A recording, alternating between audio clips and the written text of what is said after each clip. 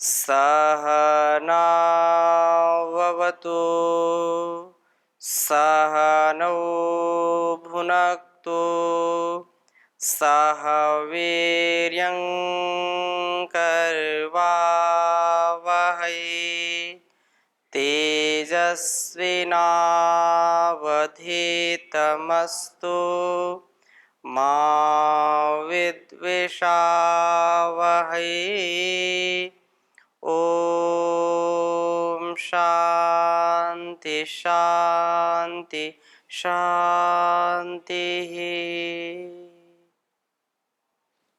वैदिक जीवन पद्धति में हम चर्चा कर रहे थे पितृयज्ञ की, और पितृयज्ञ में वास्तव में पितृयज्ञ का सामर्थ्य किसके अंदर होता है।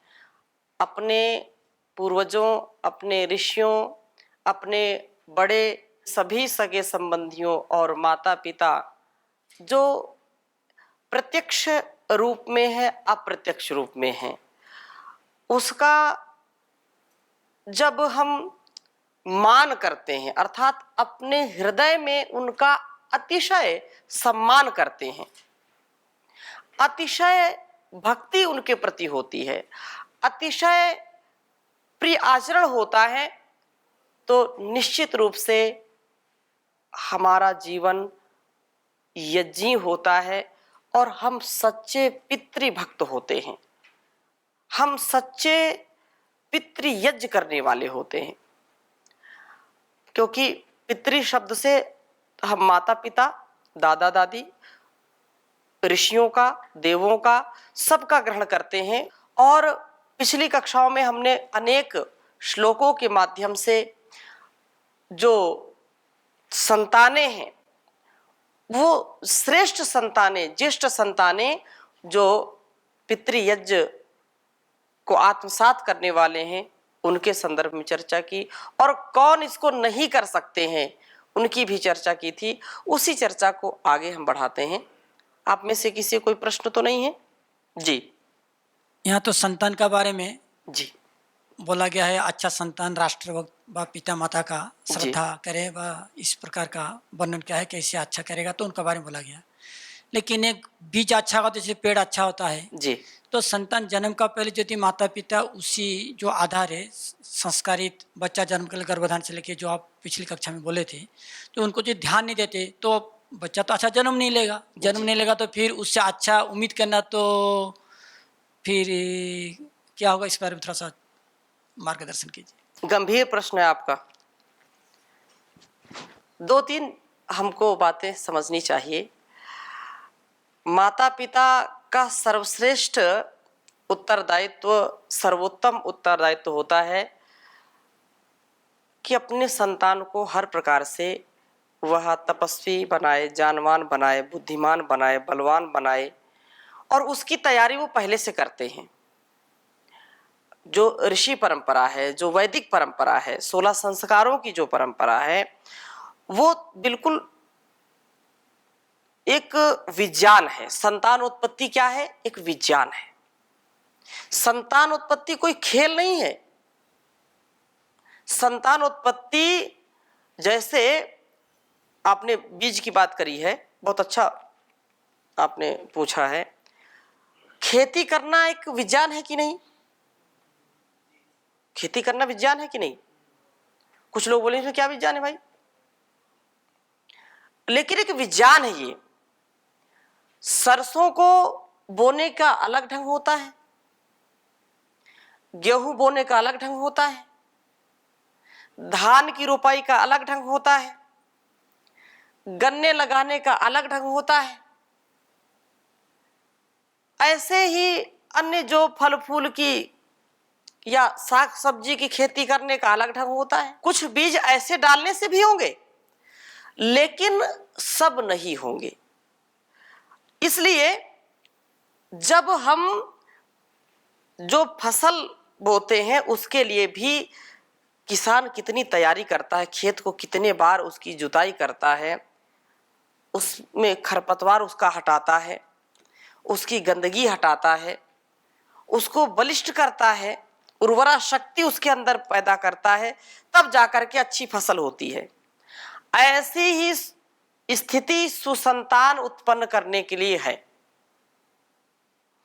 पहले उर्वरा शक्ति होनी चाहिए, इसलिए एक व्यवस्था है कि जब गर्भ धारण करने का सामर्थ्य आ जाए तब विवाह करना चाहिए, और संतान उत्पत्ति का सामर्थ्य जब आ जाए पुरुष में तब उसका विवाह होना, मत दोनों का साथ में। फिर उसके लिए गुणकर्म स्वभाव अच्छा बनाए। यदि मेधावी संतान प्राप्त करनी है, बुद्धिमान संतान प्राप्त करनी है, तो जैसा ऋषियों ने हमको संकेत किया है, वेदों में जैसा वर्णन है, वैसे हमको संयमित और मर्यादित जीवन जी करके ऐसे भाव को हम जैसी संतान उत्पन्न करना चाहते हैं वैसे भाव से माता पिता को ओतप्रोत रहना चाहिए। गर्भाधान भी करेंगे। गर्भाधान से लेकर के जब तक जन्म ना हो जाए बच्चे का, माँ एक भी कुचेष्टा ना करे। ये एक बहुत बड़ा विज्ञान है, इसकी चर्चा फिर हम कभी अवसर आएगा तो और करेंगे। संकेत में केवल इतनी सी बात है कि जो संतान माता पिता श्रेष्ठता से पैदा करते हैं उसमें श्रेष्ठ गुण आएंगे, इसमें कोई संदेह नहीं है। परंतु कुछ संतानें विशेष हो जाती हैं कि उन्होंने कोई ऐसा अनुष्ठान भी नहीं किया और उनके गर्भ से एक विशेष संतान ने जन्म ले लिया, तो उसका वह प्रारब्ध भी कह सकते हैं, उसका वो पुण्य कर्मों का फल भी कह सकते हैं, वो भी उसके साथ जुड़ा होता है। एक दृष्टि ये है। दूसरी दृष्टि ये है कि माता पिता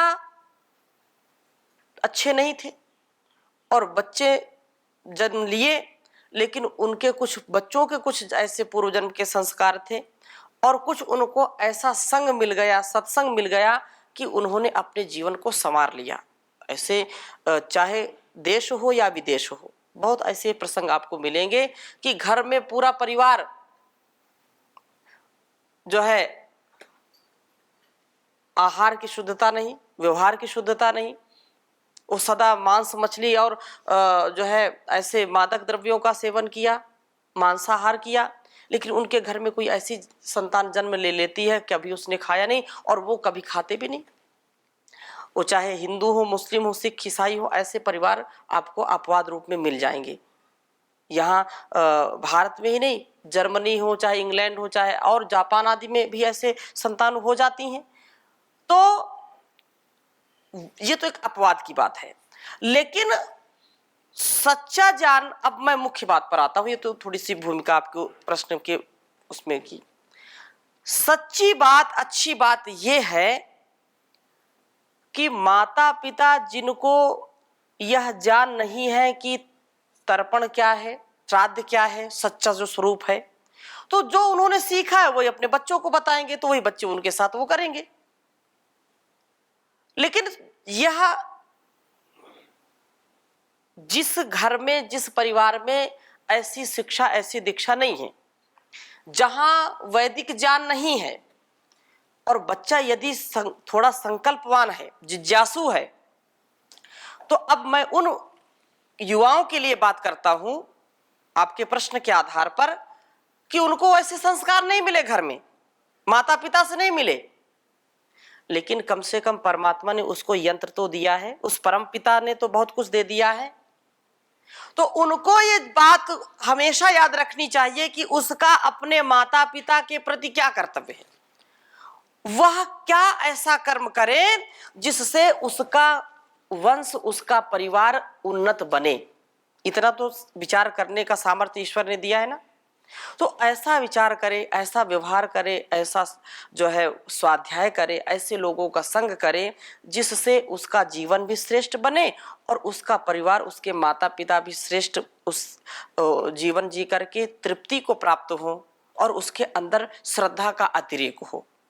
संतान जन्म लेती है तो उसके पूर्व जन्म के संस्कार उसके साथ होते हैं, माता पिता का संस्कार होता है, प्लस जो वातावरण होता है उसका प्रभाव उसके ऊपर होता है। बहुत अच्छा माता पिता ने बहुत उसको अच्छे से पाला पोसा लेकिन वो कुसंग में चला गया, वो बुरी संगति में चला गया, इसलिए उसने अपने स्वयं के जीवन को भी खतरे में डाल दिया, माता पिता के जीवन को भी, कुल वंश को भी कलंकित कर दिया। तो माता पिता ऐसे भी बहुत अपवाद में मिलेंगे, मैंने दोनों बातें बताई। ऐसे संतानें जिनको वातावरण अच्छा नहीं मिला, लेकिन पूर्व जन्म के कुछ अच्छे संस्कार मिले, जिससे वो उस वातावरण से हट करके कुछ नया काम किया। एक ये है कि माता पिता बहुत श्रेष्ठ, बहुत अच्छे, धार्मिक, विद्वान, लेकिन वो बच्चा कुसंग में चला गया, बुरी संगति में चला गया, और बुरे प्रभाव उसके मस्तिष्क पर पड़ गए, जिससे वह अपने जीवन को भी अच्छी पवित्रता से जी नहीं पाया। तो लेकिन अब मैं बीच की बात मैंने की कि जो कुछ हुआ उसको छोड़ो, अब अपने जो श्रेष्ठ ज्येष्ठ जीवन को जीने के लिए हम संकल्पबद्ध हों। क्या तथ्य है, क्या सत्य है, क्या शास्त्रीय उपदेश हमारे लिए और क्या कल्याणकारी है, मेरे परिवार, मेरे संसार के लिए, मेरे स्वयं के जीवन के लिए क्या कल्याणकारी है, इस पर हम विशेष बल दें। अगली बात हम करेंगे, क्योंकि संसार का नियम है कि जो जैसा करेगा वैसा उसका जीवन बनेगा। जिस दृष्टि को हम सामने रखेंगे, जिस दर्शन को हम सामने रखेंगे, वैसा गुणकर्म स्वभाव हमारा बन जाता है। और केवल वार्ता करने से काम नहीं चलेगा, केवल सुनने से काम नहीं चलेगा, हमको आचरण में उतारना चाहिए। एकः शब्दः सम्यक जाता स्वर्गे लोके कामधुक् भवति। एक शब्द का यदि हम अपने जीवन में आचरण करने लग जाएं, एक शब्द पर अपने जीवन को सत्य, धर्म, मर्यादा, आचरण, पवित्रता, एक शब्द है, शब्द तो एक है, लेकिन उसको पूरे जीवन जीना पड़ता है, पूरे जीवन, पूरे ताकत के साथ, पूरे उत्साह के साथ जीना पड़ता है, तब जाकर के कार्य बनता है। इसलिए हम बात भी करें, क्योंकि जब तक चर्चा नहीं होगी तब तक तथ्य सत्य सामने नहीं आता है। और किसी कवि ने कहा, बातों ही बातों में बीती रे उमरिया, बातों ही बातों में बीती रे उमरिया, तुझे होश न आया यूं ही वक्त गवाया, किया कभी ना भजन ओ मेरे मन, बातों ही बातों में बीती रे उमरिया, बाल अवस्था यूं ही गवाई कि बहुत हुई नादानी, होश रहा तुझे कुछ भी नहीं, आई तुझ पे जवानी, वृद्ध भयो जब सूझे कछु ना, वृद्ध भयो जब सूझे कछु ना, यूं ही गया यौवन बचपन ओ मेरे मन, बातों ही बातों में बीती रे उमरिया। तो बात ही बात में हम अपने जीवन को न व्यतीत कर डालें, इसके लिए हम कुछ पुरुषार्थ करें और अपने जीवन को अच्छा जीने का प्रयास करें। जी, आपका कुछ प्रश्न है? जी ओम स्वामी जी। जी स्वामी जी, एक दिमाग में थोड़ा सा एक प्रश्न आ रहा है कि जैसे एक कहावत चरितार्थ है कि जंगल में जाके देखो, जो सीधे पेड़ होते हैं वो काट लिए जाते हैं, जो टेढ़े हैं वो छोड़ दिए जाते हैं। मतलब कि जो पुरुषार्थ कार्य करने वाले लोग हैं उनकी मृत्यु जल्दी हो जाती है, और जो गलत कार्य करने वाले व्यक्ति होते हैं समाज में उनकी मृत्यु जल्दी नहीं होती। ऐसा क्यों हो रहा है? ताकि बुराई को फैलाते रहें? ऐसा नहीं होता है। कुछ लोगों का जीवन देखो, जिस क्षेत्र में जिसने पुरुषार्थ किया है उसको वो मिला है। आपकी दृष्टि में जो महापुरुष हुए हैं हमारी भी दृष्टि में है, लेकिन जिस ओर उन्होंने अपनी गति बढ़ाई है, अपना पुरुषार्थ किया है, उन्होंने उसमें महारत हासिल कर ली। लेकिन दूसरी ओर पुरुषार्थ नहीं किया, तो उसका दुष्परिणाम हुआ। जो महापुरुष अपने जीवन को श्रेष्ठ बना करके जीते हैं तो केवल उन्हीं का उत्तरदायित्व नहीं होता, समाज का भी उत्तरदायित्व होता है।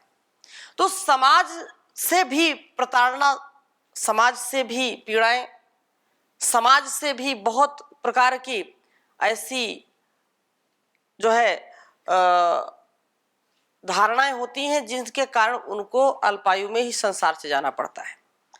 यदि महापुरुष जो हमारे वीर बलिदानी स्वतंत्रता सेनानी, जिन्होंने अपने जीवन को बिल्कुल परवाह नहीं की, जिसके कारण उनको अल्पायु में जाना पड़ा, तो उनका कुछ उसमें दोष नहीं है।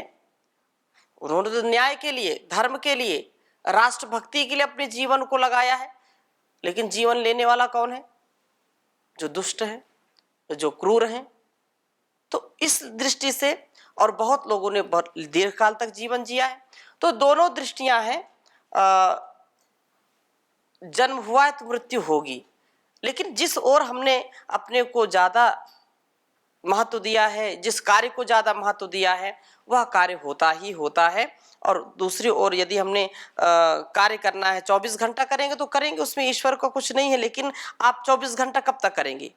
शरीर की जो कुछ कैपेसिटी होती है, उसकी कुछ क्षमता होती है, इसके बाद तो क्षमता समाप्त होगी ना, फिर धीरे धीरे उसमें विकृति आने लगेगी, तो जल्दी समाप्त हो जाएगा, शरीर पूरा जल्दी हो जाएगा। और उसी को हम संतुलित जब हम चलाएंगे, संतुलित आहार लेंगे, संतुलित निद्रा लेंगे और ब्रह्मचर्य का पूरा पालन करेंगे, तो बहुत दीर्घ काल तक वो चलेगी। तो दोनों दृष्टियां हैं। अस्तु, आगे हम चल रहे हैं और बहुत ही सुंदर श्लोक है कि दाने तपसी शौर्ये च यस्य न प्रथितं मनः विद्यायाम अर्थालामे च मातुरुच्चारा एव सः। कह रहे हैं कि एक विशेष बात कि जो दान में, तपस्या में, शौर्य में, अर्थात दान देने में, तप करने में, अपनी शूरवीरता में तथा विद्या के पढ़ने पढ़ाने में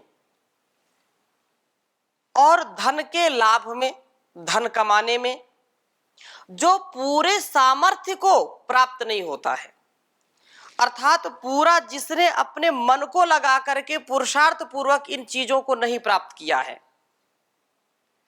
क्या कहा? दान, तप, शौर्य और विद्या। विद्या के और अर्थ के, धन के कमाने में जिसने अपने को नहीं लगाया, तो ऐसा जो बेटा है, ऐसे जो संतान है, ऐसा जो पुत्र है, वो पुत्र पुत्र के समान नहीं है। वो तो केवल मां के मलमूत्र के समान है। जैसे पेट के मलमूत्र को त्याग करके वो किसी काम का नहीं है। बड़ी कड़वी बात है ये। अरे जो संतान धन कमाने में नहीं सामर्थ्य, उसका विद्या पढ़ नहीं सकता, दान दे नहीं सकता, दान देने का सामर्थ्य नहीं है, बाजुओं में दम नहीं, हम किसी से कम नहीं है, और जो अपने सामर्थ्य को किसी प्रकार से अर्जित नहीं करता है, तो वो केवल मलमूत्र के समान है उसका जीवन। ऐसी संतान किसी काम की नहीं है। तो हमको विचार करना चाहिए कि हम अपने माता के प्रसव पीड़ा और 9 माह गर्भवास और उसने जो हमको पाल पोस करके बड़ा किया है, उसके लिए हमने क्या किया है, क्या कर रहे हैं और क्या करेंगे, उसके यश मान के लिए, उसके गुणगान के लिए हमने क्या किया है। अगर नहीं विचार किया तो विचार करना चाहिए। ये बहुत हमको झकझोर देने वाले शब्द हैं और इन शब्दों से भी, इन उपदेशों से भी यदि हमारे जहन में कोई बात नहीं आती है तो फिर कैसे पितृयज्ञ होगा। तो केवल बात करने की है, हम पितृयज्ञ कर नहीं सकते। माता पिता, गुरु, आचार्य, ऋषि परंपरा को हम कभी कलंकित ना करें, ऐसा हम जीवन बिताएं कि हमको पूरा संसार श्रेष्ठ ज्येष्ठ माने। नेक कर्म करना है। धरा प्रणाम करे और गगन प्रणाम करे, धरा प्रणाम करे और गगन प्रणाम करे, धरा पे रहना है तो कोई नेक काम करे, धरा पे रहना है तो कोई नेक काम करे। यहीं पे राम ने अहिल्या नारी तारा था, यहीं पे श्याम ने कंस को पछाड़ा था। इन्हीं आदर्शों को हम नमन और प्रणाम करें, धरा पे रहना है तो कोई नेक काम करे। इस धरा पर उसी का जीवन सार्थक है जो अपने जीवन को युवावस्था में संभाल करके माता पिता के प्रति सदा और अपने कुल वंश के प्रति सदा जागरूक रहता है, क्योंकि ये बड़ी तूफानी अवस्था होती है। इस तूफानी अवस्था में व्यक्ति को होश नहीं होता, जोश में होश खो बैठता है। और वो जवान जो इस वतन के लिए जीता है, राष्ट्रभूमि के लिए जीता है, उसी का नाम होता है। और लोग जो इस पर ध्यान नहीं देते, उनका नाम बदनाम होता है। इसलिए बदनामी से बचें, अपयश से बचें। यश ही जीवन है, अपयश मृत्यु है।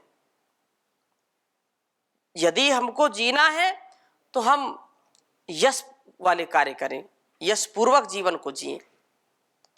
अतः यह सुंदर जो बात है। और एक श्लोक और मैं आपके समक्ष रखूंगा। कहा कि वरम एको गुड़ी पुत्रो नाचा मूर्ख शतान्यपि, एकश्चंद्रस्तमो हंति नाचा तारा गणापि। बहुत सुंदर बात कही। वरम एको गुड़ी पुत्रो नाचा मूर्ख शतान्यपि, एकश्चंद्रस्तमो हंति नाचा तारा गणापि। कि एक पुत्र बहुत ही अच्छा है, जो गुणवान है, जो चरित्रवान है, जो बलवान है, हर प्रकार से अपने जीवन को जो उन्नत जीने वाला है। तो वरम एको गुड़ी पुत्रो, एक ही पुत्र अच्छा है, परंतु मूर्ख शतानी अपि न चा मूर्ख शतान्यपि। सैकड़ों पुत्र हो जाएं और वो मूर्ख हो जाएं, तो सैकड़ों पुत्र की अपेक्षा एक पुत्र हो जो श्राद्ध और तर्पण करने वाला हो, जो पितृयज्ञ को संपन्न करने वाला हो, जो हमारे कुल वंश को उन्नत करने वाला हो। नाचा शतानि मूर्ख, मूर्ख सैकड़ों पुत्र की आवश्यकता नहीं है। क्यों? एक उदाहरण दिया, एकश्चंद्रस्तमो हंति। एक चंद्र सारे अंधकार को हर लेता है। एक चंद्रमा होता है और सारे संसार के अंधकार को क्या करता है? हर लेता है, संसार को प्रकाशित कर देता है। किंतु अनगिनत तारे मिल करके भी इस संसार के अंधकार को हर नहीं सकते। इसलिए सैकड़ों हजारों की आवश्यकता नहीं है, एक शूरवीर ही इस संसार को, इस परिवार को तार सकता है। इसलिए हम ऐसा बनने का प्रयास करें। तो इस प्रसंग को और आगे हम लेंगे और अपने जीवन को कसौटी पर कसने का प्रयास करें कि हमारा जीवन कैसा है। इन्हीं शब्दों के साथ, शुभ संकल्पों के साथ आज की कक्षा को विराम देंगे। ओम शांति शांति शांति।